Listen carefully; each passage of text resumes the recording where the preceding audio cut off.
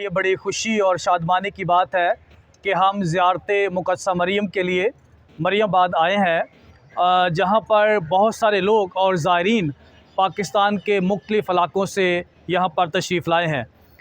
ये जज्बा, ये ईमान देखने को मिल रहा है कि कितने लोग माँ मुक़द्दसा मरियम से प्यार करते हैं।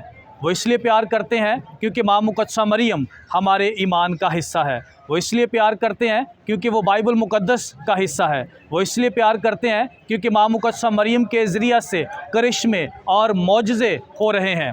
माँ मुक़द्दसा मरियम की सिफारिशों और माँ मुक़द्दसा मरियम की दुआओं के वसीला से लोग ईमान में मजबूती पा रहे हैं और खुदावंद यीशु मसीह की तरफ रजू ला रहे हैं। इसलिए आज हम खुदावंद का शुक्रिया अदा करते हैं कि माँ मुक़द्दसा मरियम जैसी हस्ती हमारे ईमान का हिस्सा है।